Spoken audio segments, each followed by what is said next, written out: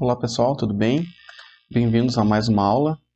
Hoje nós vamos começar a trabalhar um novo assunto, né? A genética vai ficando um pouquinho mais complicada, tá?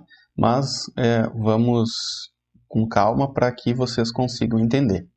Então, a gente trabalhou na primeira lei de Mendel, foi o nosso último conteúdo, né? Em que ela dizia, né? E a primeira lei de Mendel foi a conclusão que Mendel chegou, né, que cada característica era formada por dois fatores, fatores estes que nós podemos chamar, então, né, o que agora, hoje nós sabemos que são os alelos, certo? Então, cada característica é formada por dois alelos, e esses alelos, então, eles se separam na formação do gameta, dos gametas, né? Então, nós temos aqui o monohibridismo ou a pureza dos gametas, era isso que a primeira lei de Mendel falava.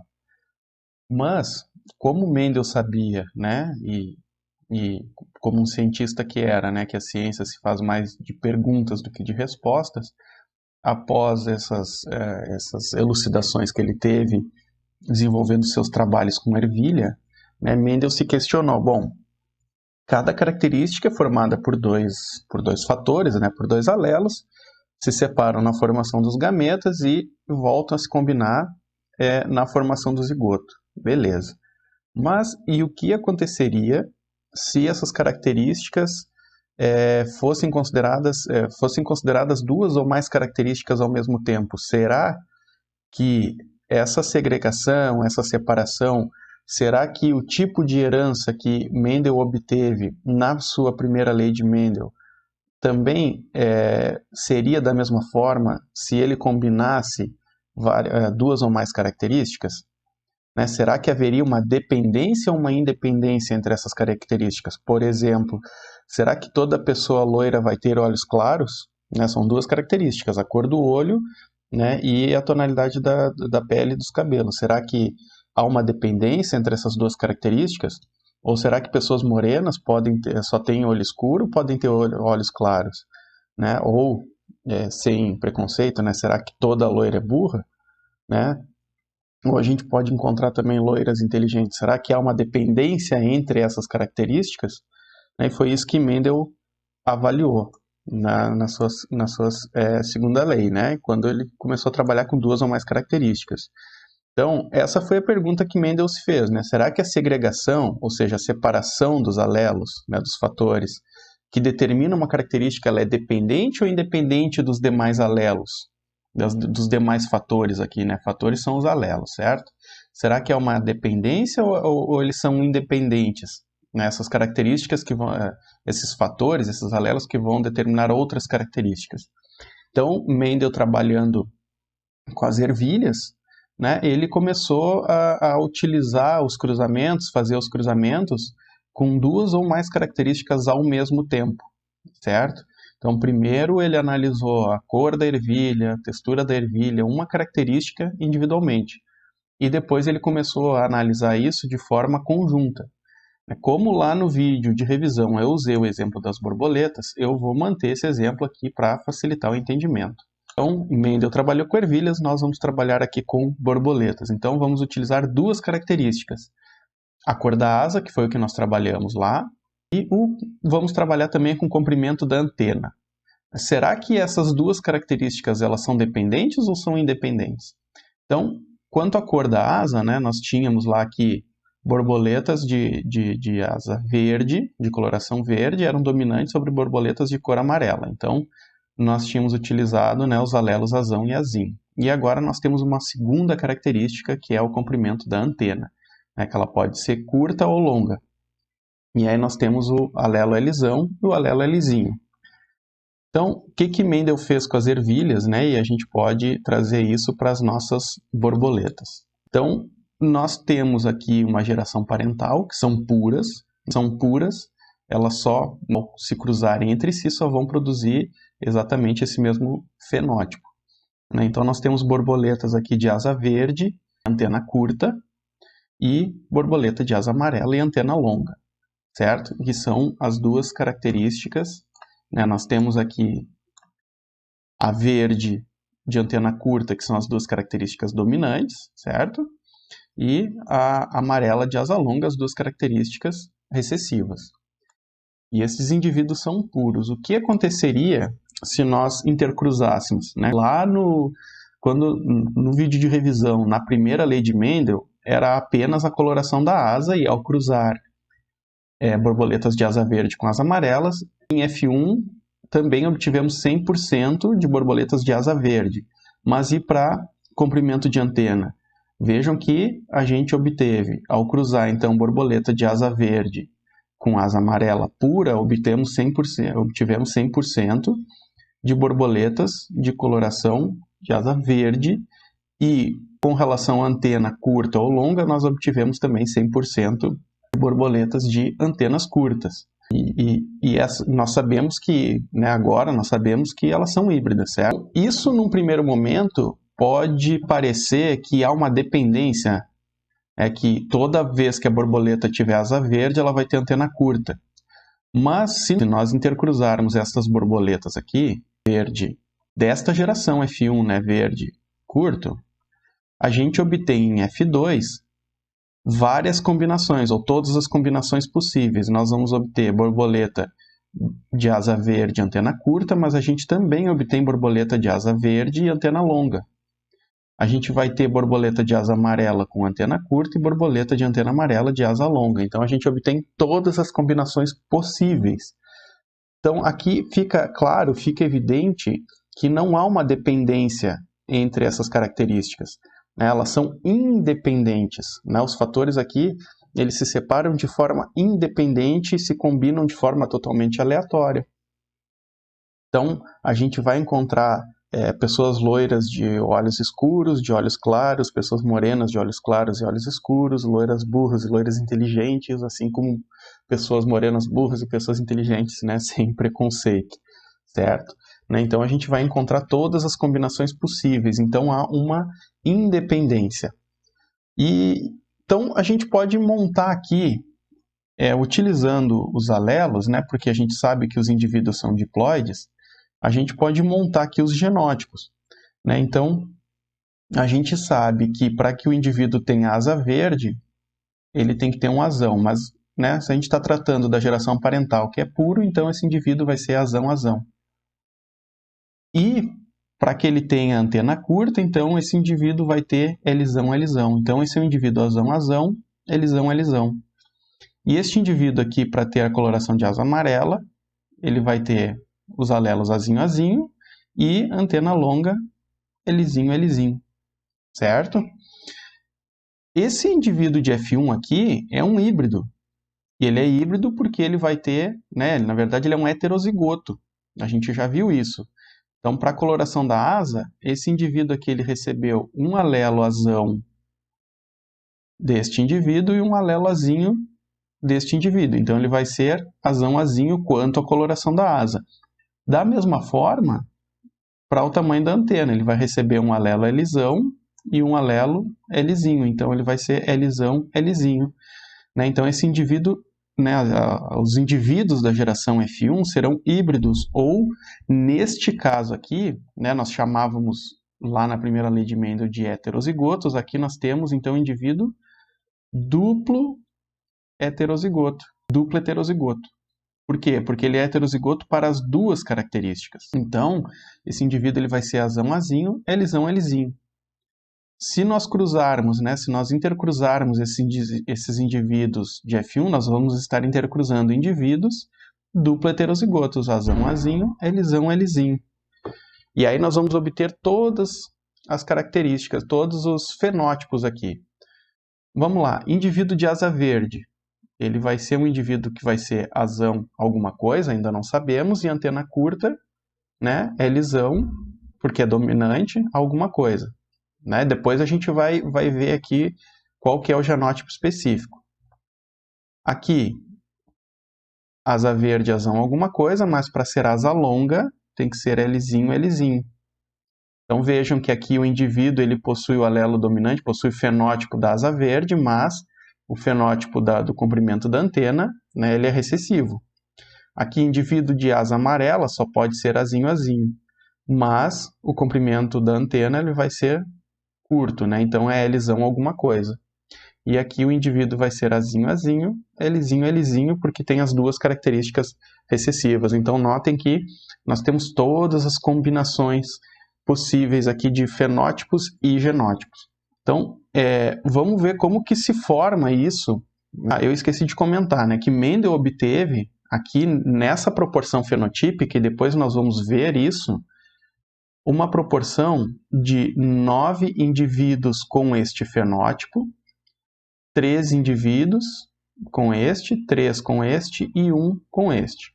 Então, ele obteve uma proporção de 9 para 3 para 3 para 1. Lembram que lá na primeira lei de Mendel, a proporção fenotípica que ele obtinha era 3 indivíduos com fenótipo dominante para 1 indivíduo com fenótipo recessivo. Aqui ele obteve 9 para 3 para 3 para 1, quando ele está utilizando duas características. Mas, se a gente juntar os fenótipos individuais, a gente vai chegar nesta proporção de 3 para 1. Vejam, asa verde e asa amarela, quantos indivíduos nós temos de asa verde? 9 mais 3 dá 12. E quantos indivíduos de asa amarela? 4. Então, 12 para 4, se a gente simplificar, dá uma proporção de 3 para 1. Se dividir por 4 aqui dá 3 e por 4 aqui dá 1. Então, chegamos a uma proporção de 3 para 1. Comprimento da antena. Indivíduos de antena curta, nós temos 9 mais 3 dá 11. Indivíduos de antena longa dá 4. Mesma coisa, 12, dá 11 não, dá 12, né? 12 para 4, que é uma proporção de 3 para 1. Então, se nós analisarmos as características de forma individual, a gente vai chegar na mesma proporção da primeira lei de Mendel. Mas como nós estamos analisando duas características ao mesmo tempo, então nós temos essa proporção de 9 para 3 para 3 para 1. E a gente já vai fazer os cruzamentos para vocês verem como que a gente chegou nessa proporção. Tá bem? Mas vamos lá. Né? Quando Mendel cruzou as ervilhas e quando a gente cruzou ali os indivíduos de F1, né? Esses indivíduos que eu estou listando aqui são os indivíduos de F1, que são os duplo heterozigotos. Né? Como é que acontece a formação dos gametas e como é que acontece esse cruzamento? E lembrando que a formação dos gametas se dá pela meiose, certo? Quais tipos de gametas que esses indivíduos aqui vão formar? Porque o que a gente tinha na primeira lei de Mendel era, um indivíduo que é heterozigoto, quais gametas ele vai formar na meiose? Vai formar gametas azão e gametas azinho, certo? Mas e agora, como é que vai funcionar? Então, está aqui a formação dos gametas. Né? Nós temos indivíduos que são duplo heterozigotos, azão, azinho, elizão, elizinho. Então, ele vai formar gametas de todas as combinações possíveis. Lembrando que os gametas de cada indivíduo vai levar um alelo de cada característica, certo? Então, ele vai ter gametas que vão ser azão, elizão, gametas que vão ser azão, elizinho, gametas azinho, elizão e gametas azinho, elizinho. Né? Então, essa combinação aqui, ó, a gente coloca o genótipo do indivíduo, né? Azão, azinho, elizão, elizinho, ele vai formar gametas azão com Lzão, né, porque é um alelo de cada característica, e vai ter o azão com Lzinho. Aí vai ter o azinho com Lzão e o azinho com Lzinho. Uma outra maneira fácil de interpretar isso nós temos dois alelos para cor, né, azão e azinho, tudo bem? Então temos dois alelos para cor. E aí para comprimento da antena, vou botar aqui. Nós temos também dois alelos, né? Lzão e Lzinho. Então, a gente vai ter Lzão e Lzinho junto com o alelo azão, mas também nós vamos ter o Lzão e o Lzinho junto com o alelo azinho. Então, aqui nós vamos ter 4 possibilidades. Azão com Lzão, gameta azão, Lzão. Azão com Lzinho, gameta azão, Lzinho. Azinho com Lzão e azinho com Lzinho. Então, os 4 gametas aqui. Então, lembrando que gametas, né, óvulos, espermatozoides, grãos de pólen e osfera, enfim, certo? Então, aqui nós temos as 4 possibilidades de gametas. Se eu estivesse falando para vocês, né, por exemplo, indivíduo azão Azinho, Lzão, Lzinho, Dzinho, Dzinho, por exemplo, né? Uma outra característica, aqui 3 características. Quais tipos de gametas esses indivíduos vão formar? Então a gente tem, ó, Azão e Azinho, e para cada um deles a gente vai ter Lzão, Lzinho, Lzão, Lzinho, e aqui Dzinho, né? Porque esse indivíduo aqui, para este gene aqui, ele só vai doar Dzinho.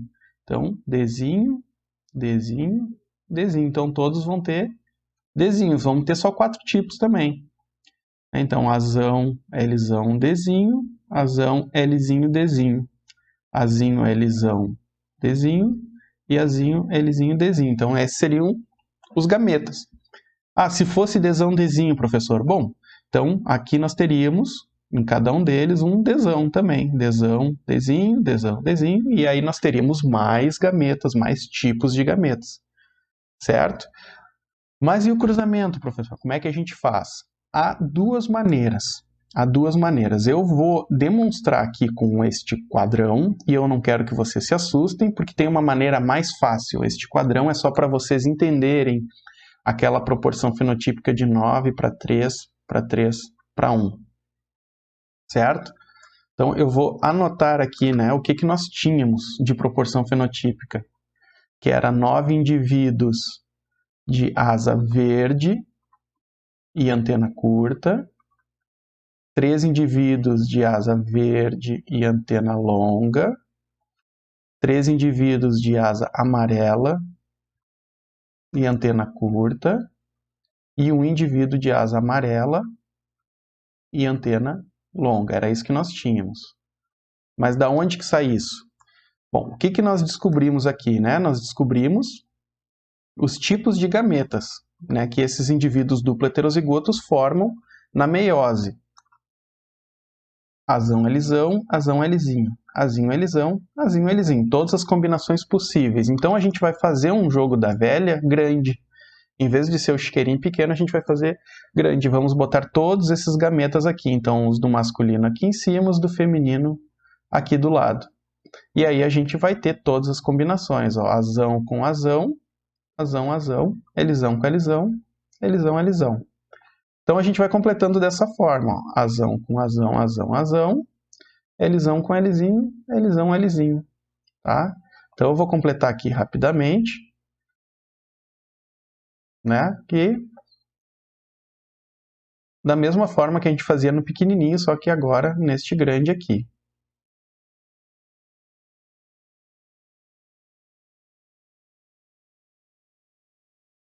Se eu errar algum, depois eu corrijo.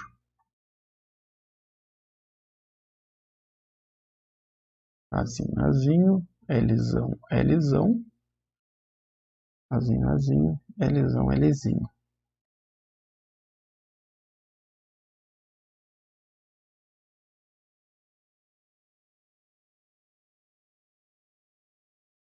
Bom, então tá aqui todos os genótipos. Vamos ver se fecha essa proporção fenotípica aqui. Tá? Eu vou botar aqui para o cantinho, mas depois eu vou passar um jeito fácil de fazer isso. Ó, vejam, indivíduos que têm asa verde precisam ter pelo menos um azão e asa curta pelo menos um Lzão. Concordam? Então, asa verde, azão alguma coisa, bom, mas aí asa longa tem que ser Lzinho, Lzinho. Indivíduos de asa amarela, azinho, azinho, e asa curta, Lzão alguma coisa, e asa amarela e antena longa. Então, estes são os genótipos. Vamos ver se a gente encontra 9 indivíduos com esta primeira configuração aqui. Ó, vamos lá. Tem que ter pelo menos um azão e um Lzão. Ó. 1, 2, 3, 4, 5, 6, 7, 8 e 9. Certo? Então, encontramos aqui 9 indivíduos com a primeira configuração. Agora, 3 indivíduos que tenham pelo menos um azão, mas que sejam Lzinho, Lzinho. Ó, 1, 2, 3. Então, encontramos 3 indivíduos com esta configuração. Agora, 3 indivíduos que sejam azinho, azinho, mas que tenham pelo menos um Lzão. 1, 2, 3 também. E, por último, aqui, um indivíduo, né, que azinho, azinho, Lzinho, Lzinho. Então, essa proporção fenotípica aqui nós encontramos de todas as possibilidades de cruzamento que podem ter quando a gente está avaliando duas características ao mesmo tempo. Falando em fração, né, que a gente vai trabalhar em fração, quantas possibilidades total nós temos aqui? Ó? 1, 2, 3, 4, 5, 6, 7, 8, 9, 10, 11, 12, 13, 14, 15, 16. Então, nós temos um total de 16 possibilidades. Dessas 16, nós temos 9 em 16 que vão ser verdes com antenas curtas. 3 em 16 que vão ser verdes com antenas longas. 3 em 16 que vão ser amarelos com antena curta. E 1 em 16 que será amarelo com antena longa. Porém, a gente viu que a segregação, a separação desses fatores, ele se dá de forma independente. Então, não há uma dependência. Então, a gente pode trabalhar, e o que é muito mais fácil, de forma independente, como na primeira lei de Mendel. Então, se a gente estiver cruzando indivíduos azão, azinho, Lzão, Lzinho, com indivíduos azão, azinho, Lzão, Lzinho, a gente pode trabalhar isso de forma independente. Como? Primeiro, vamos fazer o cruzamento de azão, azinho com azão, azinho. Certo? Então, a gente vai separar isso aqui, a gente vai trabalhar com eles de forma separada. Então, azão com azinho, azão com azinho. E aí a gente faz aqueles chiqueirinhos pequenininhos que nós tínhamos. E depois a gente vai pegar Lzão, Lzinho com Lzão, Lzinho e vamos trabalhar aqui, ó. Vou mudar a cor para facilitar. Lzão, Lzinho, Lzão, Lzinho.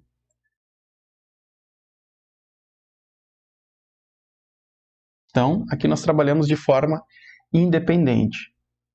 Bom, mas e como é que a gente chega naquela proporção? Aí, quando nós temos duas características, tá, nós vamos multiplicar as probabilidades independentes. Então, vejam aqui, ó, indivíduos que terão asa verde. Então, ó, verde.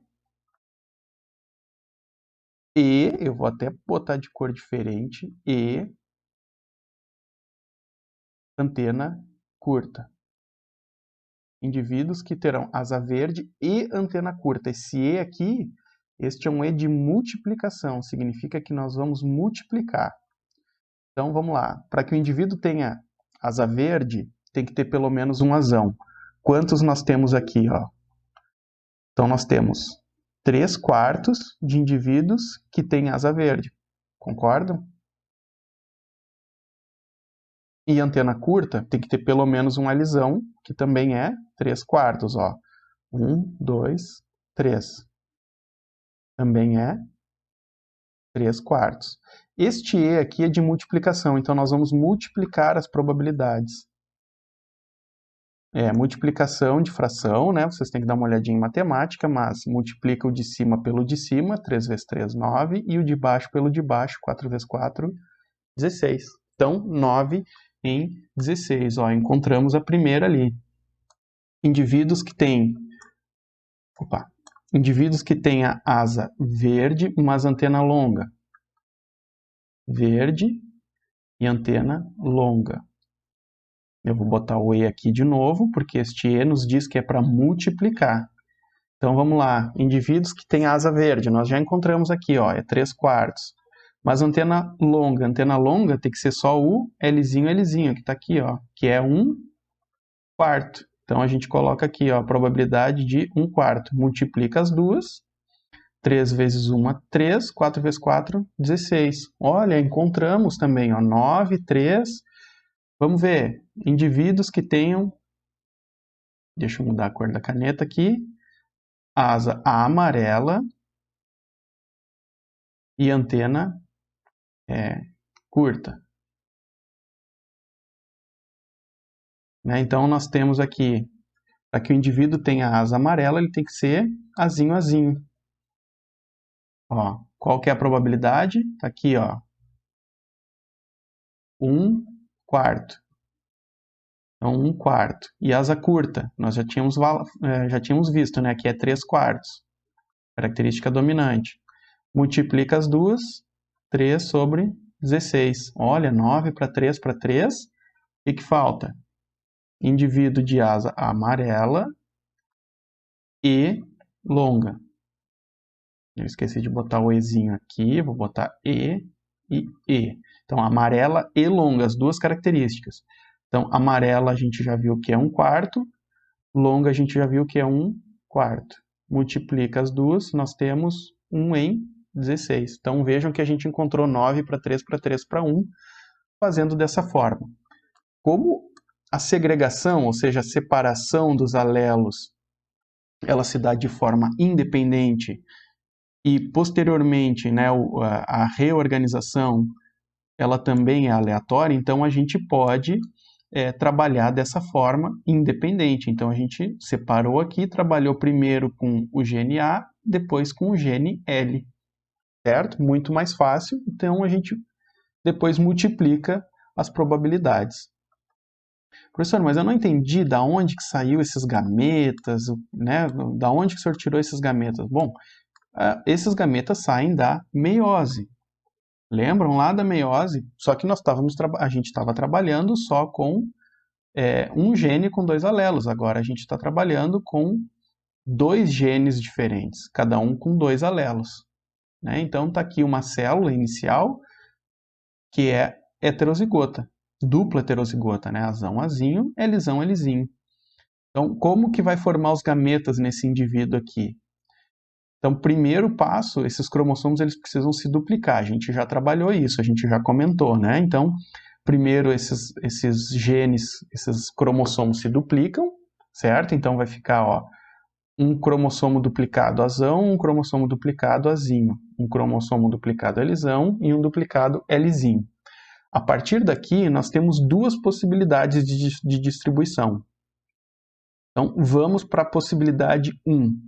Na primeira possibilidade, né, no início da meiose, há a separação dos cromossomos homólogos. Quem são homólogos? Ó, estes 2 são homólogos e estes 2 são homólogos. Então, a primeira separação dos homólogos. Na primeira possibilidade, é possível que venha apenas cromossomo azão e Lzão para uma célula e cromossomo azinho com Lzinho para outra célula. Então, nessa primeira separação aqui, né, a separação dos homólogos. A outra possibilidade pode acontecer que venha um cromossomo azão com um Lzinho e o azinho com um Lzão. Então vamos ver aqui nessa primeira possibilidade. Eu vou até dar um zoom aqui para a gente focar nela. Ó, vou dar um zoom aqui para a gente focar nesta primeira possibilidade aqui, né, em que a gente tem cromossomos azão com Lzão e azinho com Lzinho. Como é que vai ser a formação dos gametas? Na segunda fase da meiose, né, então vai haver a separação das cromátides irmãs. Então, né, vai ficar azão com Lzão, azinho com Lzinho, azinho com Lzinho. Então, ó, a gente tem aqui gametas azão Bzão e gametas azinho Bzinho. Opa, azão Lzão e azinho Lzinho.